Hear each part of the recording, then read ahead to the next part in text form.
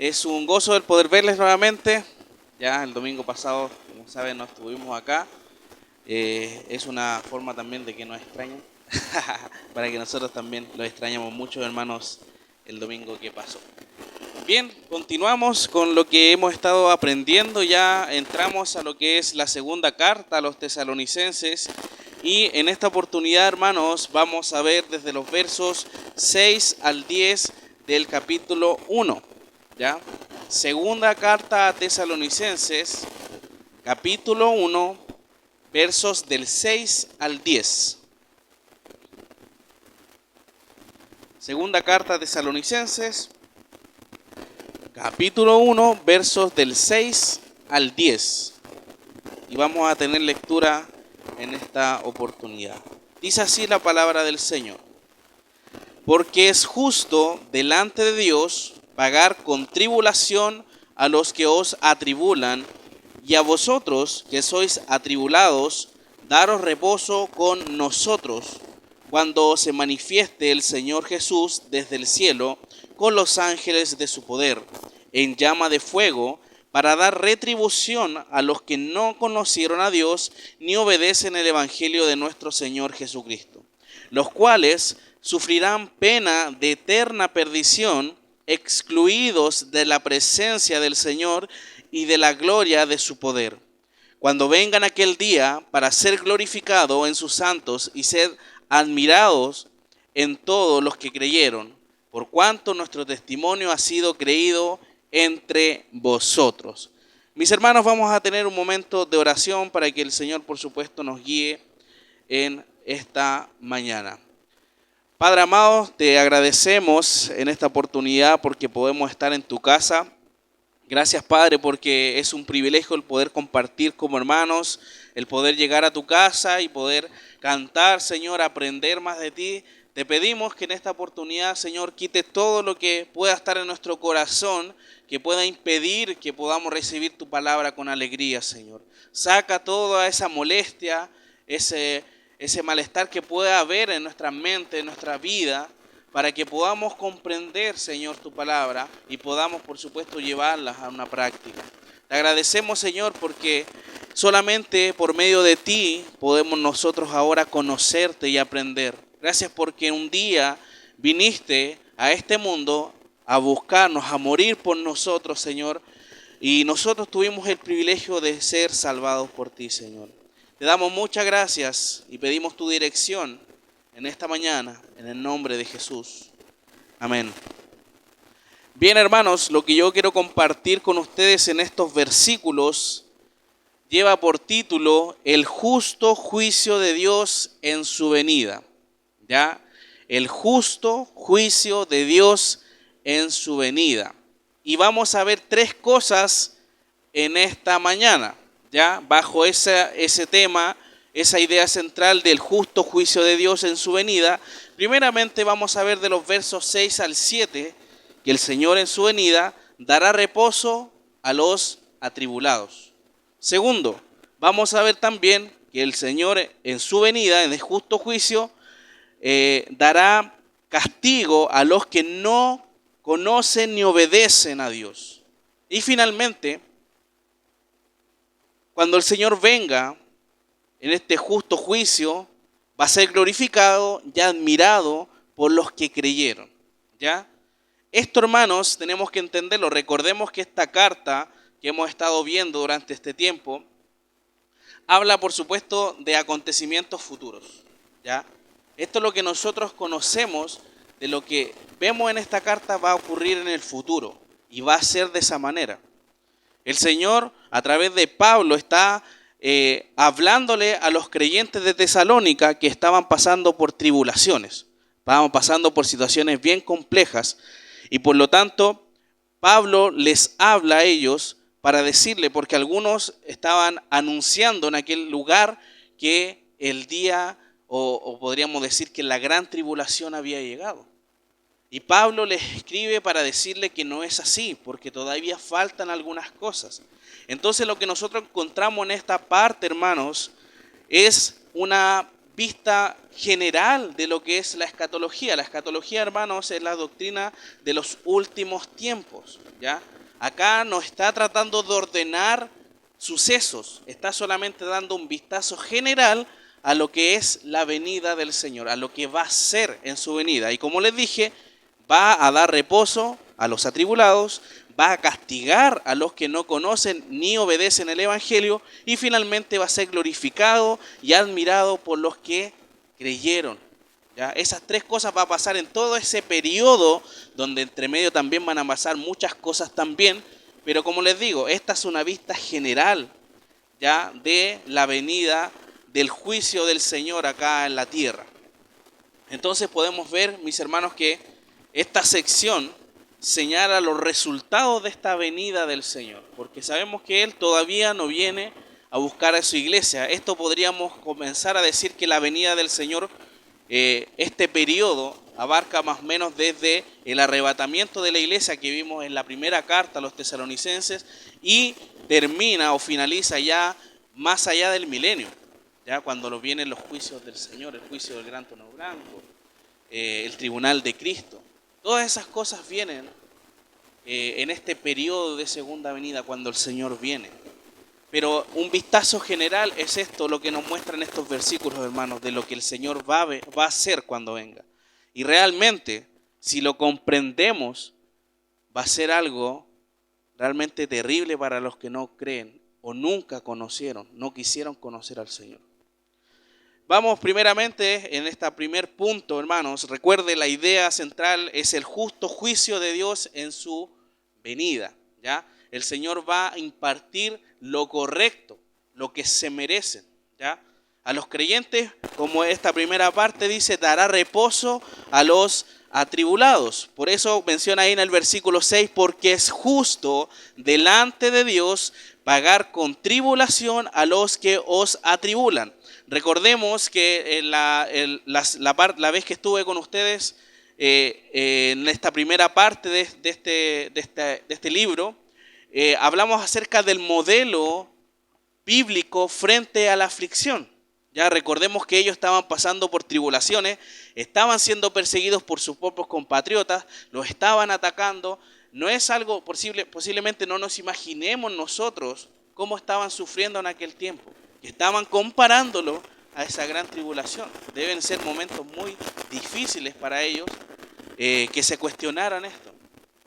Pero vemos acá que los tesalonicenses fueron ejemplos, ¿ya? Aunque estaban siendo atribulados, perseguidos, ellos estaban creciendo en la fe, en el amor y en la paciencia. Eso es un modelo para nosotros como creyentes. Y vemos acá que este verso 6 viene también acompañado de lo que venía diciendo anteriormente, ¿ya? Del justo juicio de Dios es una demostración, como dice el versículo 5, para que seáis tenidos por dignos de Dios. Es decir, el creyente va a pasar por aflicciones. Sí, va a ser. Hay muchos que han pasado, seguirán pasando, y en el futuro van a venir aflicciones. Pero la diferencia está en que si estamos con el Señor o no. Porque si no estamos con el Señor, esas aflicciones nos van a llevar a alejarnos más de Él. Pero cuando estamos con el Señor, ¿qué pasa? Crece la fe, el amor, la paciencia. Y la paciencia acá se refiere a resistir, a aguantar algo. No a tener paciencia a una persona, sino que a resistir la tribulación, por supuesto. Entonces vemos que este versículo 6 deja muy en claro, hermanos, de que es justo delante de Dios pagar con tribulación a los que están atribulando. Es decir, le está dando un descanso a los tesalonicenses diciéndoles: los que a ustedes están haciéndolos pasar por situaciones complejas, los están atacando, ellos van a recibir eso. Y es claro, hermanos, vemos ahí en Romanos capítulo 2, versículo 5 al 11, la justicia de Dios, ¿ya? Tiene como el pago la vida eterna para los que buscan glorificar a Dios, y castigo e ira eterna para los que desobedecen. Entonces vemos acá que estas personas que están atribulando a los creyentes van a recibir un castigo, Dice ahí Romanos capítulo 2, versículos 5 al 11, pero por tu dureza y por tu corazón no arrepentido, atesoras para ti mismo ira para el día de la ira y de la revelación ¿de qué? Del justo juicio de Dios, lo que estamos hablando, hermanos. Ya en esta venida del Señor, vista de forma general, por supuesto, dice el cual pagará a cada uno conforme a sus obras. A Dios nadie va a poder engañarle, nadie se le va a pasar por alto, todos van a ser juzgados. Pero la ira y el enojo a los que son contenciosos y no obedecen la verdad, sino que obedecen la injusticia, tribulación y angustia sobre todo ser humano que hace lo malo, al judío primeramente y también al griego, pero gloria y honra y paz a todo el que hace lo bueno, al judío primeramente y también al griego, porque no hay acepción de personas para con Dios. ¿Ya? En el contexto que utiliza ahí judíos y griegos, más que nada por el tema en la carta a los romanos, que eso en el contexto de aquel lugar se hacían como que se estaban atacando. Los gentiles atacaban a los judíos y los judíos a los gentiles y por tanto Pablo los pone en el mismo nivel. ¿Ya? Todos los que pecan van a ser castigados. La gracia, mis hermanos, y la misericordia no evitan el justo castigo contra las acciones perversas de los hombres. No quiere decir de que Dios no es misericordioso ni bondadoso, sino que Él es justo. ¿Ya? Si una persona merece castigo porque no ha vivido conforme a lo que Dios ha estipulado en su palabra, esa persona va a recibir lo justo, que es el castigo por no obedecer a Dios. Proverbios, capítulo 22, versículo 8 dice, el que sembrare iniquidad, iniquidad segará, y la vara de su insolencia se quebrará. Es lo mismo que la ley de la siembra, ¿ya? Si uno siembra algo, obviamente va a cosechar lo mismo. Si uno hace lo malo, va a cosechar lo malo. Y es así, hermanos. Dios en su justicia recompensa con sufrimiento a los que están oprimiendo y afligiendo a su pueblo. El desprecio, hermanos, contra el pueblo de Dios, la persecución sin razón contra los suyos volverá contra el hombre mismo, de modo que recogerá lo que ha sembrado. Las personas que no conocen al Señor, no quiere decir que algunos dicen, pero es que yo no he perseguido a la iglesia, no he hablado nada en contra de los cristianos, etc. Pero esas personas están en contra del Señor. Viven violando la ley de Dios y por lo tanto van a ser castigados de igual forma. La futura justicia de Dios, hermanos, sobre los que oprimen a los creyentes es el consuelo que van a tener los tesalonicenses. Porque ellos están siendo atacados, están siendo atribulados por las personas de afuera, por supuesto, personas que no conocen al Señor. Y por lo tanto el Señor le está diciendo, es justo que los que están atribulándolos a ustedes van a ser atribulados. Y la tribulación que van a pasar los que no conocen al Señor, hermanos, es terrible. Van a querer o van a desear morir, hermanos, y no van a poder morir. Van a sufrir eternamente. Versículo 7, hermanos, bajo este mismo título, esta misma parte, este mismo punto, dará reposo a los atribulados. Dice, y a vosotros que sois atribulados, daros reposo con nosotros, cuando se manifieste el Señor Jesús desde el cielo con los ángeles de su poder. Los tesalonicenses, hermanos, en aquel momento estaban pasando, como les digo, y he repetido varias veces, por tribulaciones, pero ellos tendrán una recompensa cuando el Señor venga a buscar a su iglesia y les dará reposo. Esa palabra reposo, hermanos, se refiere a alivio. Van a ser aliviados de su dolor, de su tormento. Esta recompensa, hermanos, de descanso, la recibirán los que están siendo afligidos en este tiempo y será entregada junto al equipo misionero. Por eso Pablo también, junto a Silas y Timoteo, se incluyen en esto. Por eso dice, y a vosotros que sois atribulados, daros reposo con nosotros. Ellos también, como creyentes, como hijos del Señor, se aferran a la misma promesa, a lo mismo que dice el Señor, que va a venir a buscar a los suyos. Y Él es parte también de la familia del Señor y por eso Él Y el Pablo se hace partícipe de que va a ser aliviado cuando llegue el momento. Si usted lee la escritura, hermanos, Pablo ha sido una de las personas que ha sido más atribulada de la escritura. Ha pasado por situaciones muy complejas. Uno lee ahí en Corintios cómo él detalla todo lo que ha sufrido. Ha quedado náufrago, ha sido sacado de la ciudad casi muerto, apiedrado y de muchas maneras ha sufrido, hermanos. Pero él no dejó de cumplir su ministerio, que fue evangelizar, entregar la palabra de Dios. Entonces Pablo más que nadie sabía y anhelaba ese alivio de parte de Dios.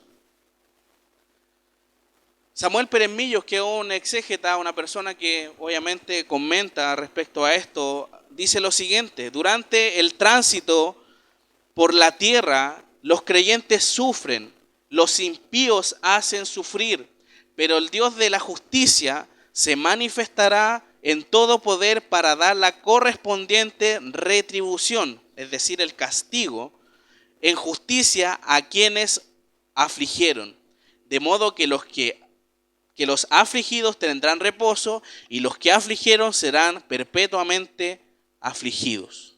¿Ya? Las personas que persiguen, mis hermanos, a la iglesia del Señor no van a tener reposo para nada, van a tener un sufrimiento eterno. Hebreos capítulo 3, versículos 18 y 19 dice: y a quienes juró que no entrarían en su reposo, sino a aquellos que desobedecieron, y vemos que no pudieron entrar a causa de su incredulidad. Vemos claramente ahí, hermanos, que el Señor juzga la desobediencia. ¿Usted es desobediente de la palabra de Dios? A veces, entonces sí, ¿cierto? Entonces, a la luz, hermanos, de que si nosotros no conociéramos al Señor, estaríamos directamente recibiendo el justo juicio de Dios, que sería el castigo. Pero por la gracia de Dios, nosotros tenemos la oportunidad de encontrar reposo. ¿Ya? Este descanso, hermanos, será dado cuando se manifieste el Señor Jesús desde el cielo con los ángeles de su poder, dice ahí. El creyente, mis hermanos, experimentará el reposo cuando el Señor manifieste su justicia. Acá en este mundo es un mundo injusto, pero va a llegar el momento en que el Señor va a venir a impartir la justicia. Y los que han estado siendo afligidos van a ser aliviados. Los que están persiguiendo a la gente, están atribulando, van a ser ellos afligidos. Eso es lo que nos dice. Esa es la justicia de Dios que va a otorgar. El creyente, como les dijo, experimentará este reposo, hermanos. Va a recibir dádivas de parte de Dios. Y va a condenar también a los que no conocieron y darle castigo que ellos se merecen. Porque nadie va a poder decir delante del Señor: a mí nadie me habló de ti, Señor. Nadie me habló de tu palabra, del evangelio. Yo no sabía que tú existías. Pero ¿qué dice la palabra de Dios? Los cielos cuentan la gloria de Dios. El firmamento anuncia la obra de sus manos. ¿Qué quiere decir eso? La misma creación demuestra, habla por sí sola de que Dios es verdadero. Entonces no hay ninguna excusa delante del Señor cuando estemos delante de Él. Decir, es que no sé, buscar excusas, no, a Dios no lo vamos a engañar. Entonces, eso es lo que vemos acá, mis hermanos. Primeramente, este juicio de Dios en este periodo de segunda venida, por supuesto, va a dar reposo a los atribulados. En una vista general, por supuesto, de lo que es la escatología. El segundo punto, hermanos, que también va a ser dentro de este periodo, va a ser el castigo a los que no conocen. Y no solamente no conocen, sino que no obedecen a Dios. Versículo 8 y 9 dice: en llama de fuego, de esa forma vendrá el Señor en ese momento, para dar, dice, retribución a los que no conocieron a Dios, ni obedecen el evangelio de nuestro Señor Jesucristo, los cuales sufrirán pena de eterna perdición excluidos de la presencia del Señor y de la gloria de su poder. ¿Ya? La palabra ahí, mis hermanos, retribución, significa venganza, amenaza, castigo. El Señor va a venir a dar castigo, y esto se habla en relación al día del Señor, como le estoy diciendo, esto es una vista general de la escatología. Yo no estoy dando sucesos en un tiempo, sino que esto va a ser dentro de todo este periodo. Y el Señor va a derramar su ira. Y conocemos nosotros en el Antiguo Testamento varios pasajes que hablan acerca de ese gran día. El día donde el Señor va a derramar su ira, ¿ya? Romanos capítulo 12, versículo 19 dice: no os venguéis vosotros mismos, amados míos, sino dejad lugar a la ira de Dios, porque Cristo está, mía es la venganza, yo pagaré, dice el Señor. Entonces vemos que el Señor va a traer su justicia a este mundo y va a hacer pagar a los que no le conocieron ni reconocieron. Esta retribución, hermanos, o castigo, lo reciben aquellos que no conocieron a Dios. Y esto se refiere a no conocer a Dios, esto no se refiere a Dios por no reconocerlo por ignorancia. Ya no quiere decir que yo no lo pude conocer, como les decía, sino que esto se está refiriendo a que ellos de forma intencional no quisieron conocer a Dios. Porque hay personas que saben que Dios existe, saben lo que ha hecho, pero no quieren reconocer a Dios. No quieren conocer. ¿Por qué? Porque piensan y dicen: no, mejor es mi vida como la estoy llevando. ¿Para qué voy a conocer o para qué voy a ir a la iglesia si mi vida es mucho mejor? Y es porque no quieren. El conocimiento personal e íntimo con Dios se alcanza por medio de la fe en Jesús, hermanos. Entonces vemos acá, como les decía también, la misma creación confirma la existencia del Señor. Entonces no hay excusa para decir que no tuvimos la oportunidad de conocer al Señor, no. Todos sabemos. E inclusive, hablando acerca de dialectos y esas cosas, en lugares donde está escasa la llegada de población, podríamos decir, a pueblos muchas veces originarios en lugares del mundo, ellos en su conocimiento tienen a una deidad, de alguna manera, ¿ya? Entonces el ser humano, sabe que hay algo más grande que él. No es algo que nadie sepa. Todos sabemos que hay algo más grande y nosotros, por supuesto, creemos en el Dios de las Escrituras. Romanos, como les comentaba ahí, capítulo 1, versos 19 y 20, porque lo que de Dios se conoce le es manifiesto, pues Dios se lo manifestó, Dios se dio a conocer, hermanos. Y acá claramente dice: porque las cosas invisibles de Él, su eterno poder y deidad, se hacen claramente visibles desde la creación del mundo, siendo entendidas por medio de las cosas hechas, de modo que no tienen excusa. No hay excusa, hermano, para decir que no pude conocer al Señor, porque la creación lo demuestra. Y no solo, hermanos, a los que no conocieron a Dios, sino también a los que no obedecen su evangelio, el Señor va a venir a dar ese castigo. Es decir, a las personas endurecidas ante el mensaje del Señor. El evangelio, hermanos, literalmente significa una buena noticia, la cual anuncia la salvación de todos aquellos que creen en Cristo, ¿ya? A través de la fe. La buena noticia, hermanos, es que el ser humano tiene la esperanza, gracias al sacrificio de Cristo, y vivir en la eternidad, junto al Señor Jesucristo. Esa es la esperanza que tenemos gracias a esta buena noticia, el Evangelio. Pero hay gente que no obedece el Evangelio y que está en la iglesia, hermanos. Las iglesias están llenas de personas que no conocen al Señor. Por eso es tan importante siempre recordar esto. No responder al mensaje del Evangelio, hermanos, es despreciar el amor de Dios y la obra de Dios. No podemos pensar y decir: tengo tiempo. mañana, pasado mañana, el otro mes voy a arreglar mis cuentas con el Señor. No sabemos si vamos a salir de acá. Muchas veces uno piensa que vamos a llegar a vivir 80, 90 años. Posiblemente no, no sabemos. Es hoy cuando tenemos que arreglar las cuentas con nuestro Dios. Es hoy cambiar. Porque no vale solamente decir conozco al Señor, sino que llevarlo en la vida. Un testimonio genuino. Y estas personas, como le decía, que van a recibir este castigo, los que no conocen ni obedecen a Dios, dice el versículo 9, lo que les va a pasar. Dice, los cuales sufrirán pena de eterna perdición.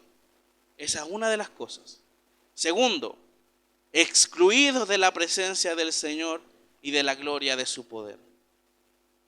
Estas personas que no conocieron ni obedecieron el evangelio del Señor tendrán una sentencia. Por eso el Señor va a impartir su juicio acá en la tierra. Y esto se refiere a una destrucción eterna, hermanos.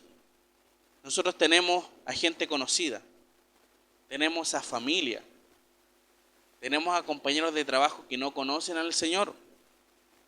Y este es el futuro que les espera si no conocen a Dios, si nosotros no hablamos, si nosotros nos callamos. Las personas que son nuestros amigos y no conocen a Dios, no van a conocer y no van a poder estar con el Señor. Por eso es importante que nosotros hablemos, hermanos. La palabra ahí, perdición, que vemos en este verso, se refiere a una corrupción, a una muerte o causa de corrupción. ¿Ya? Entonces vemos acá que van a sufrir una pena de muerte. El Señor vendrá con toda autoridad, gloria y poder que le corresponde para dar el castigo a los desobedientes y rebeldes contra Él. Acá, hermano, no tenemos que imaginarnos a personas que andan robando, que andan matando. No. Las personas que pecan son las que mienten, las que tienen orgullo en su corazón, las personas que realmente hacen cosas que por supuesto uno muchas veces no se da cuenta, pero hay pecados que son para nosotros desapercibidos, pero son igual ante los ojos del Señor que matar a una persona. Delante del Señor es lo mismo, es pecado igual, estamos manchados de alguna manera. Entonces muchas veces nosotros pensamos que estas personas que van a recibir son los malos, los que andan robando, los que andan haciendo... No, hermanos, los que no conocen al Señor, los que no se arrepintieron nunca, esas personas van a recibir ese castigo. Mateo 24, versículo 21 dice, porque habrá entonces gran tribulación, cual no ha habido desde el principio del mundo hasta ahora, ni la habrá. Eso es lo que le espera a las personas que no conocen ni obedecen el evangelio de Dios. La salvación, hermanos, es un don de Dios en su gracia. La perdición es la consecuencia del pecado. Esta destrucción, mis hermanos, eterna, conlleva estar lejos de la presencia del Señor. Por eso, lo primero era ahí que van a sufrir eterna perdición. Lo segundo, van a estar excluidos de la presencia del Señor. No van a poder decir, Señor, perdóname, Señor, creo en ti ahora, Señor, ten misericordia de mí. No van a poder decir eso ahora, porque van a estar lejos de la presencia del Señor. El Señor no va a estar como está hoy en día con nosotros, ¿ya? Entregándonos, dándonos la oportunidad de conocerle. En ese tiempo no va a estar delante de ellos. Y nadie va a poder arreglar sus cuentas con Él. Ya no tendrán la oportunidad de arrepentirse de su maldad, ya que decidieron vivir en las tinieblas y vivir eternamente, van a vivir de ese modo. Si uno vive y desea y se deleita en el pecado, el Señor le va a dar eso. Si quieres vivir en pecado, vas a vivir en pecado por siempre. Y ese pecado va a llevar a una eterna perdición. El castigo eterno, hermanos, es para aquellos que no se arrepienten, los que rechazan a Dios y recibirán lo que desean. Estar lejos de Dios, las personas que pecan, las personas que no están buscando al Señor y no quieren cambiar, no quieren estar con Dios, no quieren participar con Dios, no quieren que el Señor obre en sus vidas, entonces van a recibir eso. Dios no va a estar con ellos. Dios se va a alejar de eso. Va a alejar su presencia y la gloria de su poder va a estar lejos de aquellas personas que no quisieron, porque es algo que es voluntario, es una cosa que uno no quería. Esa persona no quiere conocer al Señor, no quiere someterse a su palabra. No podemos decir que existen los cristianos que viven su vida como a la manera de ellos, no. Simplemente no son creyentes. Los que viven en contra de lo que dice Dios en su palabra. Y eso es algo que deja muy claro el evangelio, la carta de Juan, de primera de Juan, que hemos estudiado también. El que practica el pecado, dice claramente, es del diablo. Y es así. No podemos decir que una persona que peca, decir, no, si es creyente. No, hermanos, la escritura es clara. No hay gris, hay blanco o negro. Finalmente, hermanos, otra de las cosas que van a pasar en esta venida del Señor, como les vuelvo a repetir, en este periodo que abarca mucho tiempo, muchas cosas, en general el Señor va a ser glorificado y admirado por los que creyeron. Eso nos dice ahí el versículo 10. Cuando vengan aquel día para ser glorificados en sus santos y ser admirados en todos los que creyeron, por cuanto nuestro testimonio ha sido creído entre vosotros. Finalmente, hermanos, dentro, como les decía, de este periodo de la segunda venida, el Señor será glorificado. Es decir, los creyentes llevarán definitivamente la imagen del Hijo de Dios. Seremos semejantes a Él. Seremos semejantes al Señor. No a la deidad, sino que nuestros cuerpos van a ser transformados. Seremos como el Señor sin pecado. Primera de Juan, capítulo 3, verso 2 dice, amados, ahora somos hijos de Dios y aún no se ha manifestado lo que hemos de ser, dice. Pero sabemos que cuando Él se manifieste, como hemos estado hablando, el Señor va a manifestarse, dice, seremos semejantes a Él porque le veremos tal como Él es. Los santos, hermanos, se refiere a los creyentes, ¿ya? Algunos piensan y hacen referencia a los ángeles, pero la Escritura en muchas ocasiones hace referencia a que los santos son los creyentes. Y estos creyentes van a admirar al Señor, dice. La palabra admirar se refiere a maravillarse. Yo creo que, y no me puedo imaginar muy bien ese momento, donde uno se va a maravillar viendo al Señor. Es algo que quizás nosotros que hemos sorprendido, algo nunca antes visto para nosotros, por supuesto. Vamos a asombrarnos, vamos a contemplar quizás cuánto tiempo uno cuando le gusta ver el amanecer o el atardecer, quedarse ahí, ¿cuánto? 1 o 2 horas. Posiblemente nos quedemos toda la vida viendo la grandeza de Dios. Esta idea, mis hermanos, de admirar tiene la idea de una veneración a Dios. Nosotros vamos a vivir en torno a admirar a Dios. Eso va a ser la vida del creyente. Va a estar en completa comunión con Dios. Pablo, mis hermanos, da también la confirmación de que los tesalonicenses van a estar en aquel momento.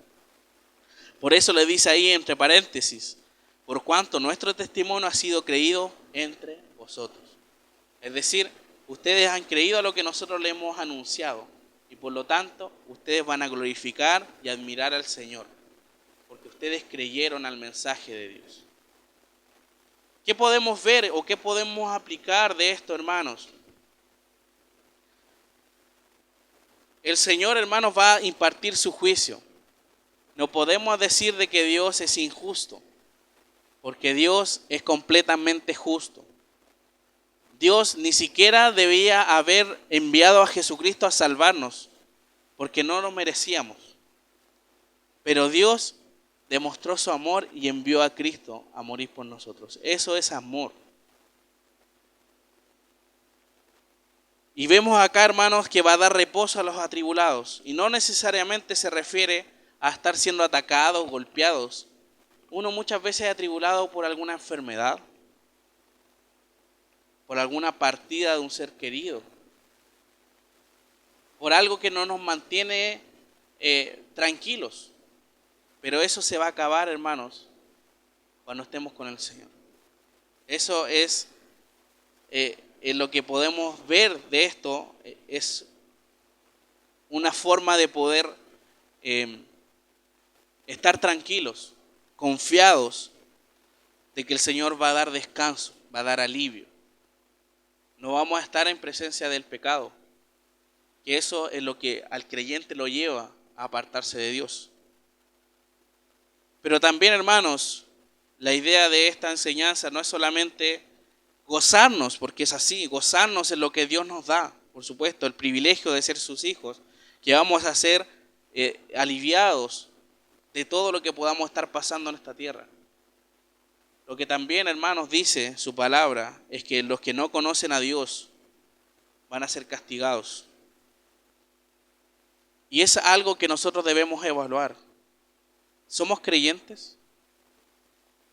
¿Usted puede decir, soy creyente, conozco al Señor, soy salvado por el Señor? ¿O realmente soy una persona tibia que solamente me congrego para aparentar algo? Por eso, hermanos, es tan importante que las personas que no conocen ni obedecen a Dios van a ser castigados. Y esas personas son nuestra familia, son nuestros seres queridos, hermanos. Y no solamente de ustedes, yo lo hablo personalmente de mi familia, que no conoce al Señor en algunos y que se van a perder. Mis hermanos, finalmente, como les decía, vamos a glorificar al Señor. Esa va a ser nuestra labor, glorificar a Dios, admirar la grandeza de Dios. Y eso realmente va a ser el momento más feliz de nuestra vida, cuando estemos admirando la presencia del Señor. Pero recordemos, hermanos, veamos nuestra vida, ¿cómo estamos? ¿Estamos bien? ¿Estamos representando al Señor en esta tierra? Es algo que nos debe llevar a reflexionar. Vamos a terminar este tiempo, hermanos, en oración. Te agradecemos, Padre, por esta oportunidad que tenemos de ir a tu palabra, Señor, y estudiando lo que tú has dejado para nosotros. Sabemos que somos desafiados, somos realmente confrontados con tu palabra, pero es necesario, Señor. Tú la dejaste con un objetivo, Señor, de poder ayudarnos a nosotros a conocerte y conocerte bien, Señor. Ayúdanos, Padre, en esta oportunidad a poder trabajar en nuestra vida cómo estamos, si estamos bien contigo, si realmente estamos reflejando el carácter de Cristo, o solamente somos religiosos. Ayúdanos, Padre, a vivir tu palabra, a poder hablar de ti a otras personas. Saca el pecado de nuestra vida, Señor, que nos afecta la comunión contigo. Necesitamos ser limpiados todos los días, Padre. Te agradezco, Señor, por esta oportunidad de compartir tu palabra. Bendícela en el nombre de Jesús. Amén.